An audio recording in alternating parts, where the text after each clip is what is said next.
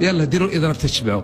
حنا كانت عندنا بزاف ديال الاحلام، دوكا اش غنديروا؟ لا خسرتونا وضيعتوا لينا الاحلام ديالنا وضيعتوا لينا قرايتنا. المدارس بحال الخصوصي كيقراو هذا العام، حنايا العمومي ما كنقراوش. التلاميذ ديال الثانيه بكالوريا والاولى بكالوريا عندنا امتحانات اشهاريه في الاخر ديال العام، حتى شي واحد ما غادي يعقل علينا، ما غاديش يقول لنا واش كان عندكم اضرابات ولا كنتوا هادي ولا كنتوا هادي. واش نوليو اساتذه بلا والو؟ حشومه عليهم وعيب عليهم والله.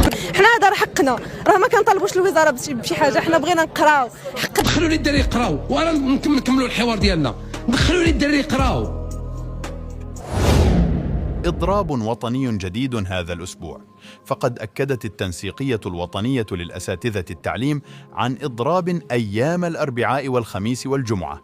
حسبي الله ونعم الوكيل، ولادتنا ضايعين الحرقة. أنا كنهضر بعصبية، ولكن أنا اللي حتى أنا أنت محشي في المكتب ديالك والأساتذة في المظاهرات ودايرين الإضرابات.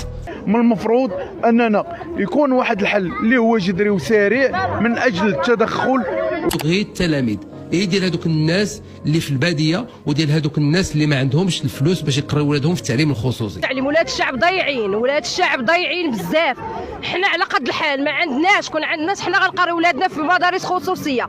صراحه ما كرهتش شكون سالاو هاد الاضرابات، وبدينا كنرجعوا للمدرسه ديالنا باش ما يفوتوناش دروس.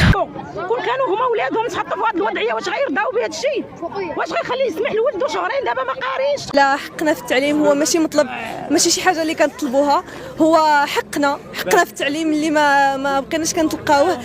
ما يبقاوش مشردين في الزناقي ومشردين في سميتو في الشوارع، كيضيعوا هذا الشيء، كيعرض للانحراف. التلاميذ اللي كيقراو في التاسعه وفي الباك وفي السادس كاملين ضايعين، ولكن واخا هكاك حتى حنا بغينا نقراو. ملي تنجيو نشوفوا المؤسسات الخصوصيه تدرس الوليدات ديالها والوليدات ديالنا تنشوفوهم في تشرد وكيف